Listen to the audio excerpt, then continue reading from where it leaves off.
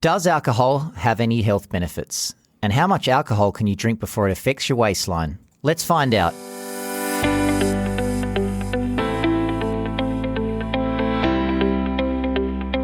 Welcome to 9 Minutes to Better Health, a podcast series that breaks down real science for you to use in your daily life. G'day, I'm Dr. Nick Fuller. I'm an obesity expert from the University of Sydney and RPA Hospital. In my 15 years in the field, I've seen, heard, and helped people from every demographic. And I've seen, heard, and observed every fad diet and weight loss diet that exists. And here's the thing. They all work short term, but then the weight comes back. The truth about obesity and weight loss is it's a multifaceted problem.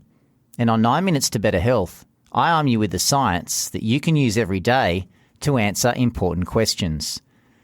Each podcast, I will tackle the latest research on interesting health and wellness subjects. I'll chat about topics like, will soft drink kill you? How should you eat to age gracefully? And how do you prevent weight gain during menopause? Which is a topic we tackled last week, so make sure to go back and listen. But back to today's chat on alcohol. Does alcohol have any health benefits? And how much can you drink before it affects your waistline? Alcohol offers a mixed legacy to our society, having long been used in a broad range of social, cultural and religious contexts. In fact, we've been drinking fermented beverages for about 10,000 years. In Australia, per capita alcohol consumption has been decreasing over the last 50 years.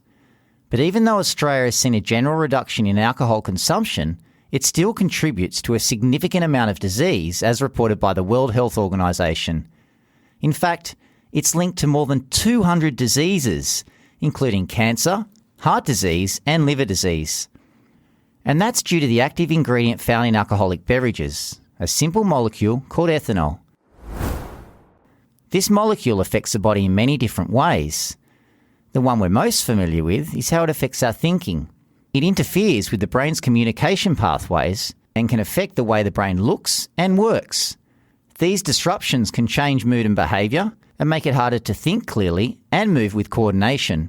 But it also directly influences the stomach, heart, gallbladder and liver, and increases the amount of cholesterol, triglycerides and insulin in the blood, all of which impact our health and weight. But is it all bad news, or are there some benefits from drinking alcohol? Can it be part of a healthy lifestyle? Let's jump into the research to find out. When reviewing the literature, it's safe to say that alcohol is both a tonic and a poison. The difference lies in the dose. First, let's tackle the possible benefits. Because this is a podcast about obesity, I'm going to focus on cardiovascular disease and type 2 diabetes. There's no shortage of literature on this topic, but it's important to highlight that most of it does come from prospective studies. And if you've listened to any of my previous podcasts, you'll know that this type of evidence does come with limitations.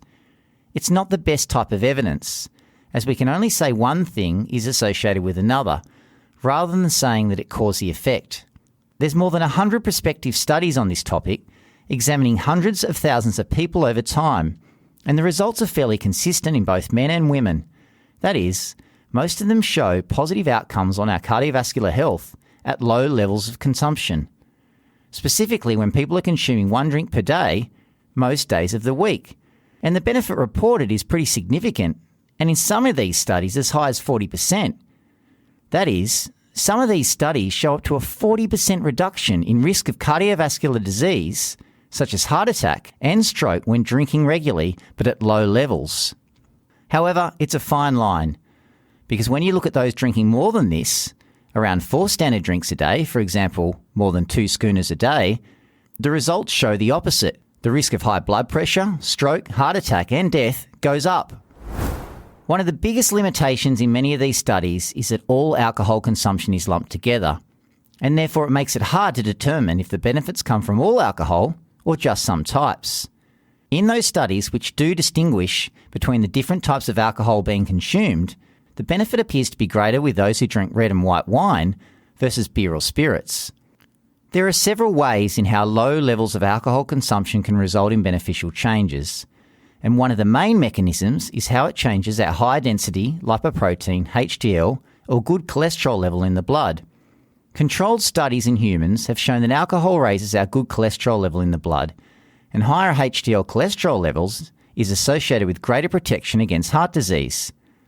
And that's because HDL acts as a mop, taking this type of cholesterol that lines and blocks our arteries back to the liver for removal.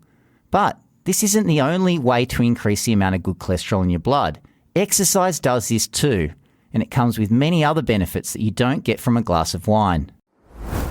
The other positive news is that these benefits that are found at low but regular consumption are not just limited to the heart. The research also shows it extends to reduction in type 2 diabetes, again when drinking low levels or volumes of alcohol regularly.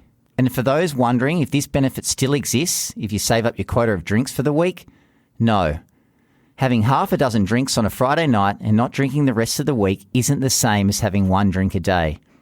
Even though the weekly total might be similar, the health benefits aren't. The data shows in these large prospective studies that the health benefits apply at regular, low-level consumption. For example, one drink 5 days a week. And that will be due to the way in which our body metabolizes alcohol. Now to the negatives, and I'm going to specifically focus on cancer and then weight.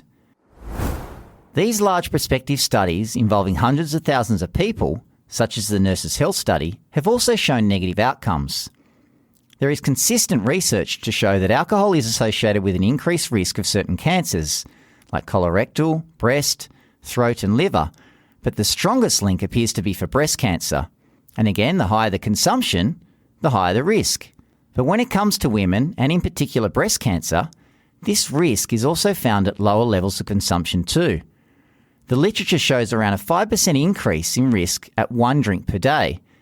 But this increased risk of breast cancer is more evident when looking at those drinking upwards of 2 drinks per day. There is also data to show that those with a family history of breast cancer and those with a low folate consumption are at greater risk if they drink. While we don't completely understand the mechanism between alcohol and breast cancer, it may have to do with alcohol's effects on estrogen levels. It's important to reinforce that this data relating to cancer is from prospective studies only, and is therefore not as strong as controlled studies where you randomise people to different treatments and determine the outcome. Recall that these type of studies only allow us to say one thing is associated with another, rather than being able to say it caused it. Given that heart disease affects more people than breast cancer, the benefits of low alcohol consumption may therefore outweigh the negatives. Lastly, to the weight side of things. For those wondering how much you can drink before it becomes an issue for your waistline, well, there's some good news here too.